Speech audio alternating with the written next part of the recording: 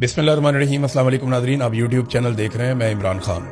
नाजरीन, Donald Trump की जानिब से आबनाए हुर्मुज़ को बाहर से नाकाबंदी करने के मामले के ऊपर उसके साथ कोई भी खड़ा नहीं हुआ। यानी जितने भी ममालिक जिनके पास वीटो पावर है वो तो कोई भी नहीं आया, ना चाइना, ना रशिया, ना फ्रांस, ना बरतानिया। ऑस्ट्रेलिया भी साथ नहीं आया, जर्मनी भी नहीं आया, पोलैंड भी साथ नहीं आया, स्पेन भी साथ नहीं आया, इटली ने भी इनकार कर दिया। तो दुनिया के वो तमाम बड़े और ताकतवर ममालिक जो माजी में अमेरिका के साथ मौजूद रहते थे, खास तौर पे नेटो का जो इत्तेहाद था, उनमें से कोई भी डोनाल्ड ट्रंप के साथ नहीं है। आज वो ममालिक डोनाल्ड ट्रंप के साथ हैं जो मजबूर हैं। यानी अरब ममालिक की मजबूरी ये है कि वो अपने दिफा के लिए डोनाल्ड ट्रंप पे इन्हिसार करते हैं। पाकिस्तान की मजबूरी ये है कि पाकिस्तान एक गरीब मुल्क है, कमज़ोर मुल्क है। दूसरा, पाकिस्तान के अंदर जो इस वक्त मिलिट्री रिजीम है वो अपनी बका के लिए डोनाल्ड ट्रंप की हर बात मानने के लिए राजी है। तो डोनाल्ड ट्रंप को ऐसे ही हमायती मिले हैं जो अपनी हमायत के लिए मुतलाशी रहते हैं कि उनको खुद भी कहीं ना कहीं कोई हमायत मिलती रहे। तो तमाम बड़े ममालिक डोनाल्ड ट्रंप का साथ छोड़ गए इस मामले में। नेतन्याहू ने बहरहाल एक स्टेटमेंट दिया है और डोनाल्ड ट्रंप की नाकाबंदी की हमायत की है। जो अमरीकी फोर्सेज हैं उनका यह दावा है कि ये जो नाकाबंदी की जा रही है इससे हम माशी दबाव बनाएंगे ईरान के ऊपर। सवाल यह है कि ईरान पे माशी दबाव बनेगा या अरब ममालिक के ऊपर माशी दबाव बनेगा या बाकी दुनिया के ऊपर माशी दबाव बनेगा। यूरोप को जब तेल और गैस नहीं मिलेगा तो उनके ऊपर दबाव आएगा और कई यूरोपीय ममालिक जो हैं वो अपने कार्गोज यहां से निकाल कर लेकर गए हैं, लेकिन वो ईरानी शराइत के ऊपर निकाल कर लेकर गए हैं। कई दीगर ममालिक वो भी यहां से अपना माल ले जाते रहे हैं। चाइना बहुत तेल लेकर जा रहा है, बाकी ममालिक लेकर जा रहे हैं। तो क्या अमेरिका ये बंदिश कर सकता है? इसमें चीन का किरदार बड़ा इंपॉर्टेंट होगा। चाइना का जो स्टेटमेंट है उसमें चीन ने खुलकर स्टेटमेंट में अमेरिका की मुखालफत की है। ट्रंप ने कहा आबनाए हुर्मुज़ की हम नाकाबंदी करेंगे, उसे बंद कर देंगे बाहर की तरफ से, और ये बचकाना हरकत है। यानी तुम अंदर से कुंडी लगाओगे, हम बाहर से कुंडी लगा लेंगे। भाई हम नहीं बोलते तुमसे। ये क्या हरकत है? इसके पीछे एक रीजन है। वो रीजन मैं आपको अभी आगे एक वीडियो में बताता हूं, लेकिन पहले आप चाइना का स्टेटमेंट, बल्कि चाइना का स्टेटमेंट सुनने से पहले ना, मैंने एक वीडियो बनाई है। ये चंद मिनट की वीडियो है। इसमें नक्शे की मदद से मैं आपको समझाऊंगा कि डोनाल्ड ट्रंप ये बाहर वाली नाकाबंदी से क्या हासिल करेगा। ये आप वीडियो देखिए। जी नाज़रीन, देखें, जैसे मैंने आपको भी बताया, छोटी सी खबर है। डोनाल्ड ट्रंप ये चाह रहा है कि डोनाल्ड ट्रंप तेल बेचे दुनिया को, और डोनाल्ड ट्रंप का तेल दुनिया को तब बिकेगा जब उसके आसपास कोई बहुत सारे खरीदार होंगे, या फिर डोनाल्ड ट्रंप का तेल तब बिकेगा जब बाकी दुकानें बंद हो जाएंगी। अब इस वक्त तेल की एक बहुत बड़ी दुकान जो है वो यहाँ पे है। ये देखें, ये सऊदी अरब है, ये ईरान है, ये यूएई है, ये बहरीन, कतर, कुवैत। ये बहुत बड़ी दुकान है तेल की। यहाँ पे दुनिया भर का तेल बिकता है, और अगर ये दुकान बंद हो जाएगी तो फिर दूसरी दुकान चलेगी, क्योंकि सारे ग्राहक जो हैं वो इस दुकान के आसपास रहते हैं। मिसाल के तौर पे ये इंडिया है, ये इस दुकान के बिल्कुल करीब है। ये पाकिस्तान है, ये तेल की इस दुकान के बिल्कुल करीब है। आप आगे जापान चले जाएं, ये थाईलैंड है, ये इस दुकान के करीब है। ये चाइना है, चाइना यहां से आ सकता है जमीनी रास्ते से, चाइना ये पानी के रास्ते से आ सकता है, तो चाइना भी इस दुकान के बहुत करीब है। तो ये जो तेल की दुकान है इसकी अच्छी खासी फरोख्त होती है। ये सारे के सारे जितने भी आपके, ये अफ्रीका है, ये सारा का सारा अफ्रीका है। ये जितने अफ्रीकन कंट्रीज हैं ये सारे इसी दुकान से तेल लेते हैं। ऊपर रशिया, रशिया के पास भी बड़ी मिकदार में तेल मौजूद है।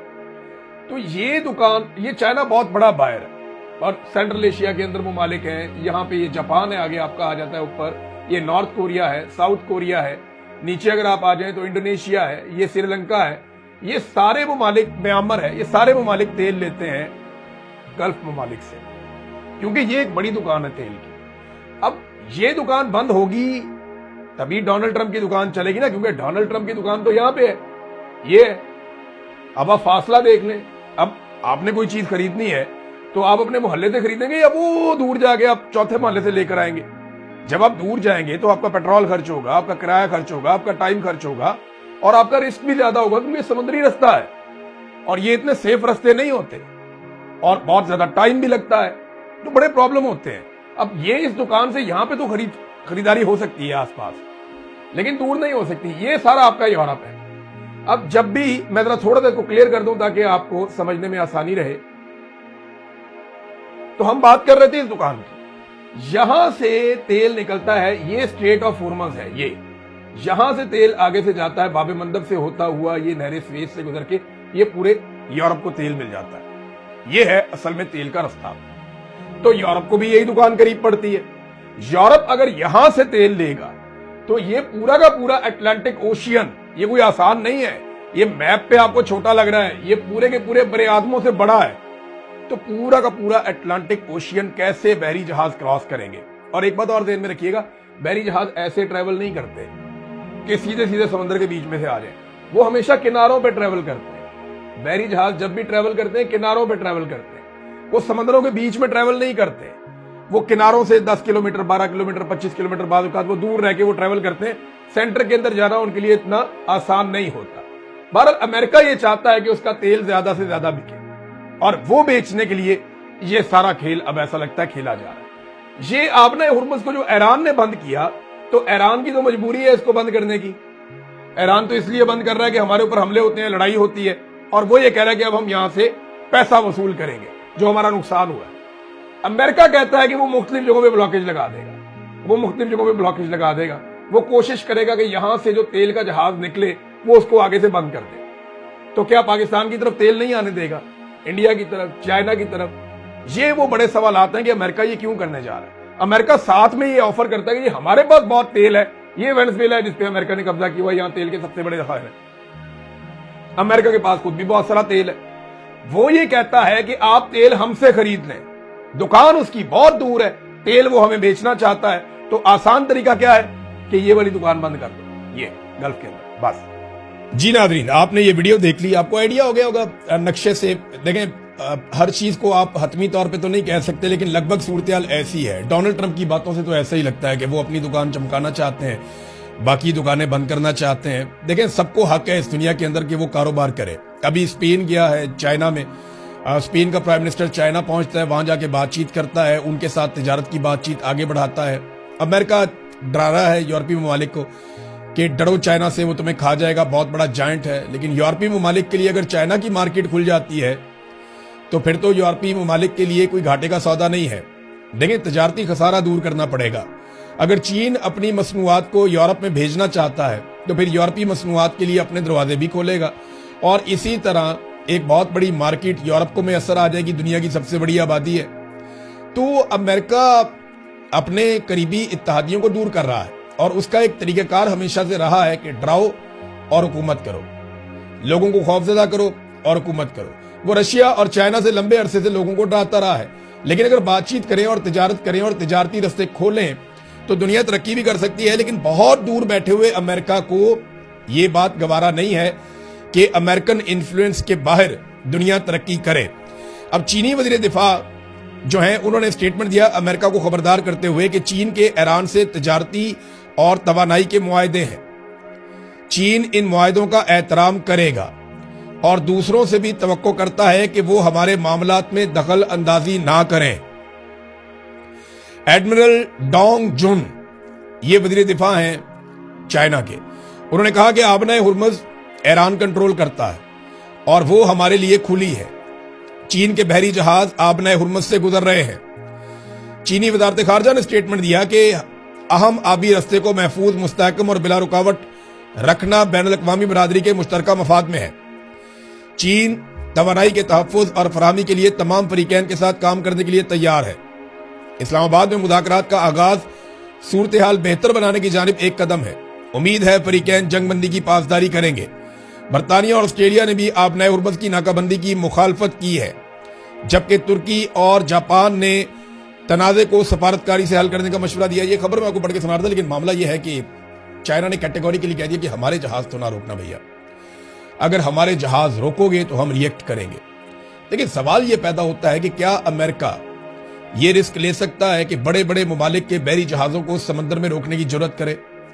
खास तौर पे अमेरिका रोक दे चीनी जहाजों को, रूस के जहाजों को, जापान के जहाजों को, कोरियन जहाजों को, और इसके अलावा भारतीय और पाकिस्तानी जहाजों को रोक दे अमेरिका, या यूरोप की तरफ जाने वाले जो बहरी जहाज हैं जिनके अंदर उनका माल जा रहा है उनको रोक दे, फ्रांस को, जर्मनी को, बाकी ममालिक को। तो ये इतना आसान नहीं है अमेरिका के लिए। लेकिन अगर अमेरिका ये रोकता है तो वो अपने मुखालिफिन की तादाद में इजाफा करेगा। اس سے اس کے مخالفین کم نہیں ہوں گے. ٹرمپ بار بار کہہ رہا ہے, بلکہ چائنا کو ٹرمپ نے کہا کہ اگر چائنا کو کوئی پرابلم ہے تو اپنے خالی جہاز لے آئے اور آ کر ہم سے بھر کے تیل لے جائے. ہمارے پاس بڑے بڑے ذخائر ہیں, ہمارے پاس سعودیہ اور روس سے بڑے ذخائر ہیں, اور وینزویلا کا تیل بھی ہمارے پاس ہے. اب آپ کو سمجھ آ رہی ہے کہ ڈونلڈ ٹرمپ نے یہ سارا کھیل کھیلا کیسے. تو عرب ممالک کو کیا ملا؟ سب سے بڑا سوال یہ ہے. عرب ممالک کا تو بھٹا ہی بیٹھ گیا نا. پھر بھئی تیل بکے گا امریکہ کا, عرب ممالک نے پیسہ دیا اپنی حفاظت کے لیے امریکہ کو, امریکہ نے اسی پیسے کو استعمال کرتے ہوئے اسرائیل کی حفاظت کی, اور اربوں کی حفاظت کا وقت آیا تو اربوں کے گلے شکوے بیچ میں رہ گئے. آج اربوں کا تیل بند ہے اور امریکہ کہتا ہے آؤ ہمارا تیل خرید لو. یہاں سے بھی پیسہ لے لیا, وہاں سے بھی پیسہ لے لیا, اسرائیل کو بھی راضی کر دیا, اپنا تیل بیچنے کے لیے مارکیٹ بھی کر لیا کہ ہمارا تیل اب آپ خرید لیجئے. تو ایران نے ایسے میں ایک امپورٹنٹ سٹیٹمنٹ دیا ہے, اور ایران نے یہ کہا کہ ایرانی بندرگاہوں کو اگر خطرہ ہوا یا اگر ایرانی بندرگاہوں کے اوپر حملہ کیا گیا تو اس کے بدلے میں خطے میں کسی کی بھی بندرگاہیں محفوظ نہیں رہیں گی. اب یہ ایران نے اگر کہا ہے تو اس نے ماضی میں کر کے دکھایا. یہ ایسا ہم نے بار بار ہوتا ہوا دیکھا کہ جب جب ایران نے کہا کہ اگر ہمارے فلاں چیز کے اوپر اٹیک کیا تو اس کے جواب میں ہم یہ کریں گے, تو ایران نے وہ کر کے دکھایا. ایران کے جو وزیر خارجہ عباس عراقچی ہیں, انہوں نے کہا اسرائیلی ریاست کو ان کے شیطانی اقدامات کے نتیجے میں تیسری عالمی جنگ شروع ہونے سے پہلے ہی ختم کر دینا چاہیے. یہ ان کا سٹیٹمنٹ ہے, اور ایسا ہی سٹیٹمنٹ ترکی نے بھی دیا. کئی یورپی ممالک یہ کہنا شروع ہو گئے ہیں کہ جناب ہمیں تو بہت ساری چیزیں الگ قسم کی بتائی جاتی تھی, لیکن جو آج ہم ہوتا ہوا دیکھ رہے ہیں غزہ میں, لبنان میں, ایران میں, اور جس طرح آبنہ ہرمز کو بند کر دیا گیا ہے اور جس طریقے سے پورے خطے کو آگ میں جھونک دیا گیا ہے, اب جیسے ڈونلڈ ٹرمپ کہہ رہا ہے کہ وہ باہر سے بند کر دے گا, کہ تم اندر سے کنڈی لگاؤ, ہم باہر سے کنڈی لگا لیں گے. تو یہ جو ڈونلڈ ٹرمپ کی پالیسی ہے, اس سے ڈونلڈ ٹرمپ کے مخالفین میں اضافہ ہو جائے گا. ایران نے ایک ویڈیو بھی جاری کی ہے, اور یہ پاسداران انقلاب نے امریکی جو بحری جہاز آئے تھے, جو فائٹر بحری جہاز تھے امریکہ کے, جب وہ آبنہ ہرمز کے قریب آئے تو پاسداران انقلاب نے باقاعدہ ایک وارننگ بھیجنے کی ویڈیو جاری کی, اور اس میں دکھایا کہ کس طریقے سے ڈونلڈ ٹرمپ کا دعویٰ غلط تھا. جب امریکی جہاز ایران کے بالکل قریب پہنچے, آبنہ ہرمز کے قریب آئے, تو ایران نے انہیں وارننگ دی, اور وارننگ دینے کے بعد انہیں واپس جانے پر مجبور کر دیا. ایران نے کافی اچھا بندوبست کیا ہوا ہے, اور جتنے بھی عالمی تجزیہ کار ہیں ان کا یہ کہنا ہے کہ طاقت کے بلبوتے پہ آپ آبنہ ہرمز کو کبھی بھی کنٹرول نہیں کر پائیں گے, کیونکہ ایران کی وہاں سرحد لگتی ہے ساتھ, وہ پورے سرحد کے ساتھ ہے. یا تو آپ وہاں پہ قبضہ کر کے ایک نیا ملک بنا لیں, یہ آپ کر نہیں سکتے. زمین پہ آپ نے ابھی تک فوجی اتارے نہیں, آپ اتاریں گے تو وہاں پہ لڑائی ہو جائے گی. وہ کہتے ہیں 1 کروڑ سے زیادہ, یہ دعویٰ کیا ایرانی صدر نے کہ 1 کروڑ 40 لاکھ کے قریب ایرانی ہیں جنہوں نے اپنے نام لکھوا دیے ہیں جنگ لڑنے کے لیے, کہ وہ لڑنا چاہتے ہیں. اب ایسی قوم کے ساتھ زمین پہ اتر کے کون لڑے گا؟ جب ساری قوم ہی لڑنا چاہتی ہے تو آپ ان کے ساتھ زمین پہ اتر کے لڑائی تو نہیں لڑ سکتے, یا آپ وہاں نیا ملک تو نہیں بنا سکتے قبضہ کر کے.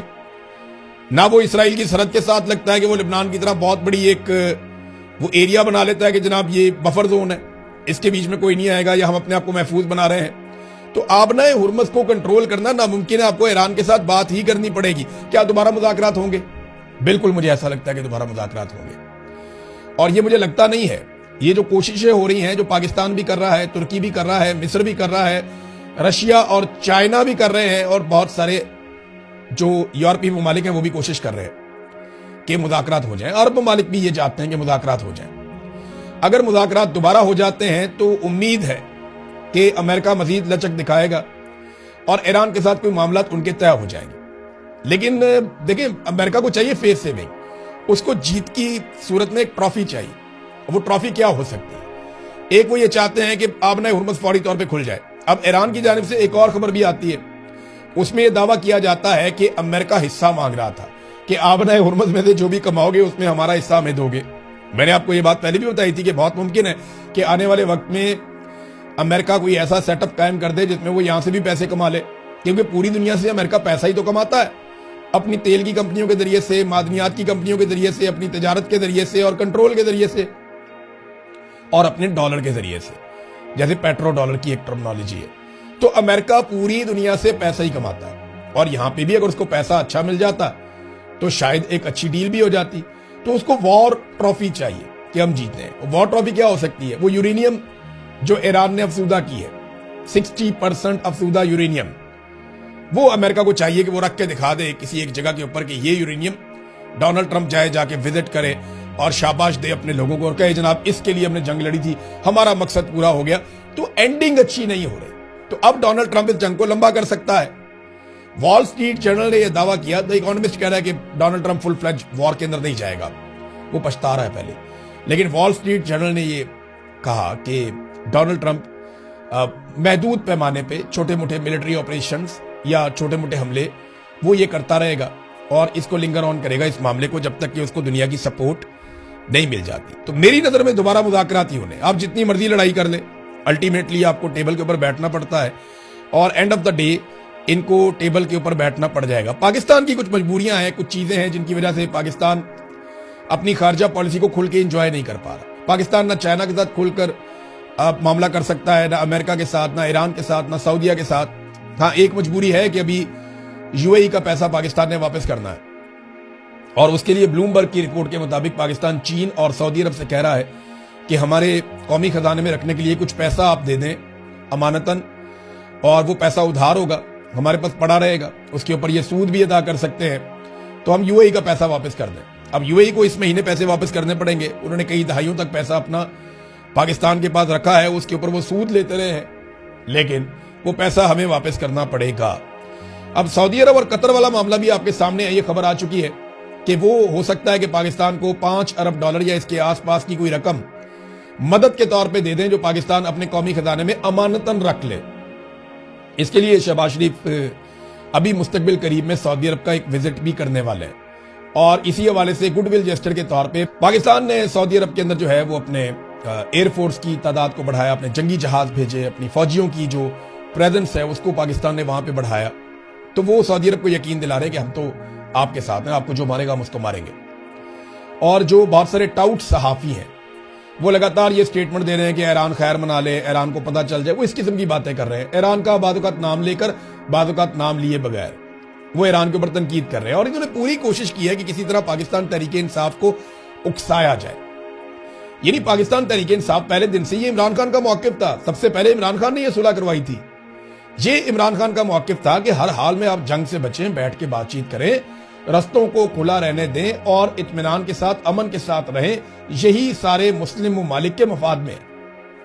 اب جو عمران خان نے کہا تھا یا جو اس کی پالیسی تھی، جب اس کے اوپر عمل درآمد ہوا تو سارے کے سارے جو ہیں وہ پاکستان تحریک انصاف کو اکسانے کی کوشش کر رہے تھے کہ کسی طرح پاکستان تحریک انصاف کو اکسایا جائے، ان سے کوئی سٹیٹمنٹ نکلوائے جائیں اور ان سٹیٹمنٹس کی بنیاد کے اوپر پاکستان تحریک انصاف پر غداریوں کے فتوے لگا دیے جائیں کہ یہ ملک کے دشمن ہے.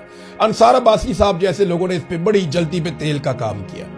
تحریک انصاف کے لوگ ایک ہی بات پہلے دن سے کر رہے ہیں، میرا بھی پہلے دن سے یہ موقف ہے، ہر پاکستانی کا یہ موقف ہے کہ پاکستان کو جنگ میں اترنے کی بجائے امن کے لیے کردار ادا کرنا چاہیے.